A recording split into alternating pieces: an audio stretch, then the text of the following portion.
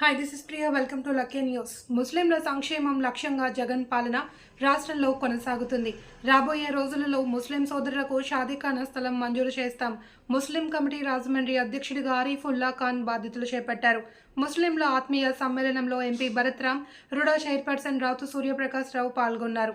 రాజమండ్రి ముస్లిం committee అధ్యక్షుడిగా ఆరిఫుల్లా ఖాన్ నియమితులయ్యారు. స్థానిక వియల్పురం మార్గన్ ఎస్టేట్లో ఉన్న ఎంపీ కార్యాలయం ఆవరణలో ముస్లింల ఆత్మీయ సమ్మేళనం సిటీ మున్సిపల్ ముస్లిం కమిటీ అధ్యక్షుడిగా ఆరిఫుల్లా ఖాన్ ప్రమాణ స్వీకారోత్సవాన్ని కార్యక్రమం శనివారం మార్గాని ఎస్టేట్స్లో ఘనంగా జరిగింది. ఈ కార్యక్రమానికి ముఖ్య అతిథిగా రాజమండ్రి ఎంపీ మార్గాని భరత్ హాజరయ్యారు. ఈ సందర్భంగా ఆయన మాట్లాడుతూ ముఖ్యమంత్రి వైఎస్ జగన్మోహన్ రెడ్డి ముస్లింల సంక్షేమమే లక్ష్యంగా పాలన సాగిస్తున్నారని తెలిపారు. నామినేటెడ్ పోస్టుల్లో కూడా అధికంగా అవకాశం కల్పించడానికి కృషి చేస్తున్నామని వెల్లడించారు. రుడా చైర్మన్ మాజీ శాసనసభ్యులు రావుతు సూర్యప్రకాశ్ రావు మాట్లాడుతూ వైఎస్ఆర్ పార్టీకి ముస్లిం వర్గం ఎప్పుడూ వెన్నెముకగా ఉంటుందని అన్నారు. నేడు అన్ని రంగాల్లో ముస్లింలకు అవకాశాలు వస్తున్నాయి అంటే అది వైఎస్ రాజశేఖర్ రెడ్డి 4% రిజర్వేషన్ కల్పించారని అన్నారు. ఈ కార్యక్రమంలో శ్రీహరి జిల్లా works board chairman MD Arif, 4వ క్లస్టర్ అధ్యక్షులు పెంకే సురేష్ కుమార్, అధికార ప్రతినిధి హబీబుల్లా ఖాన్, ముఖ్య నాయకులు నయీం బాయ్, వైసీపీ నాయకులు మార్తి నాగేశ్వరరావు, సిర్రా వెంకటేశ్వరరావు, మార్తి లక్ష్మి, కృష్ణవేణి, పొడుగు శ్రీను, కడియాల లక్ష్మణరావు, పడగల ప్రసాద్, పలివెల పండు, యార్లగడ్డ నాని తదితరులు పాల్గొన్నారు. నేను చెప్పాల్సిన విషయం ఒకటి ఉందండి. ఈరోజు ఈ కార్యక్రమాన్ని నిర్వహించడం ద్వారా మా తమ్ముడు ఖాన్ గారు నన్ను కూడా ఇక్కడికి ఆహ్వానించడం అనేది చాలా సంతోషించదగ్గ విషయం. ఎందుకంటే సుమారు మైనార్టీ సెల్ జిల్లా అధ్యక్షులుగా నన్ను కూడా నియమించి 1 సంవత్సరం అయినప్పటికీ కూడా మా జిల్లా కమిటీ ఇంతవరకు ఏర్పాటు చేయకపోవడం వలన మేము కూడా కమిటీని నియమించి ఈ విధమైన సమావేశాన్ని మేము కూడా నిర్వహించడం జరగలేదు.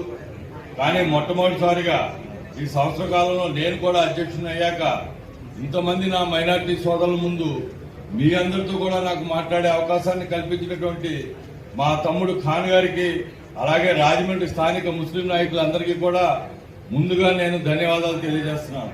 అలాంటి ఉద్యమాలు చేసిన వాళ్ళు అందుగురించే మనం మార్గాన్ని భర్తీ వెనకాల ఉండి నెగ్గిస్తే మినిస్టర్ రాయిలో చాలా పనులు ఉన్నాయి. ముస్లిం మసీదులు కానీ మైనార్టీ సోదరులు కానీ మనం ఎవరో ఎర్ర చూపించాలంటే తెలుగుదేశంలో రాత్రి ఏదో పార్టీ టికెట్ ఎప్పుడు ఇస్తాడో ఎప్పుడు పీకెత్తాడో తెలియదు ఆ వాసుకి. అదేవిధంగా తిరుగుతూ ఉంటారు.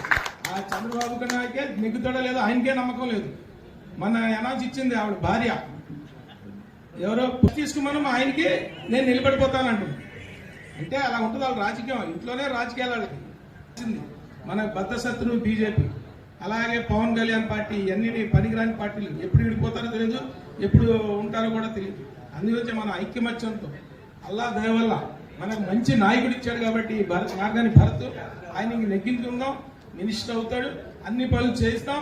మేము కూడా దగ్గరుండి ఎవరికి ఏం సమస్యలు ఉన్నారో చెప్పండి, మేము ఉంటాం.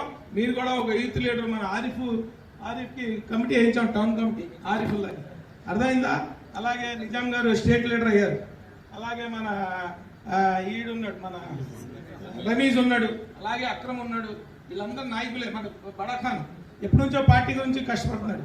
కాంగ్రెస్ లో తిరిగినోడే బడాఖాన్ కూడా, అర్థమైందా? షబీర్ అని వీళ్ళందరూ మీరు కూడా ఒక నాయకత్వం ఉండి నేను ఇది చేశాను, నా ప్రోగ్రెస్ కార్డు ఇది అని చెప్పి నేను ప్రజల ముందుకు వెళ్తా ఉన్నా.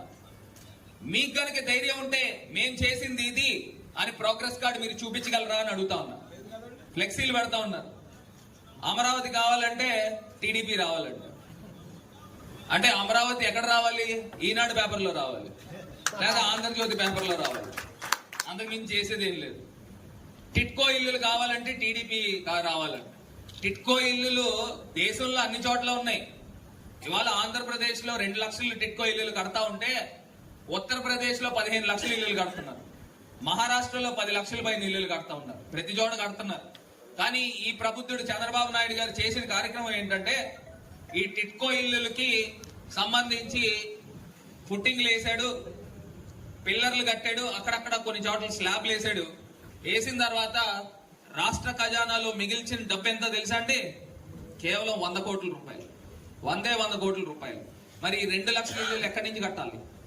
మొత్తం ఖజానా నందు ఊడ్చేసి ఇవాళ జగన్మోహన్ రెడ్డి గారు అప్పు చేస్తున్నారా, లేదా ఇవాళ జగన్మోహన్ రెడ్డి గారు సంపద సృష్టిస్తున్నారా, ఇవన్నీ కూడా కట్టుకుంటూ వెళ్తా ఉన్నాం. ఇది వాస్తవాలు. ఏదో టిట్కో ఇల్లులు అంటే చంద్రబాబు ఇల్లులు అని అనుకుంటారు, కాదు. ఇది ప్రధాన మంత్రి ఆవాస్ యోజన నుంచి వచ్చిన ఇల్లులు దేశమంతా కడతా ఉన్నారు. ఇది కాకుండా ఈ మధ్యకాలంలో ఇంకొక నీచమైన స్టెప్ ఏం వేశారనంటే, బేటు న్యూస్ ఉన్నారా? బేటు న్యూస్ రిపోర్టర్ గారు ఉన్నారా? ఎక్కడున్నారు? బేటు న్యూస్ దాంట్లో వీళ్ళు క్రాప్ చేసి టైప్ చేసి నేనంట బీజేపీలోకి వెళ్ళిపోతున్నానంట, నేనంట బీజేపీ ఎంపీ అభ్యర్థి కింద నన్ను ప్రకటిస్తున్నారంట, 2 రోజుల్లో ఢిల్లీ ప్రయాణం చేస్తున్నాడు. అంటే ఒక నెగటివ్ క్యాంపెయినింగ్ అన్నమాట. ఈ నెగటివ్ క్యాంపెయినింగ్ చేసి ఏదో నా పునాదులు కదిలిద్దామని అనుకుంటున్నారేమో. ఇక్కడే పుట్టాను, ఇక్కడే పెరిగాను, 30 సంవత్సరాల పాటు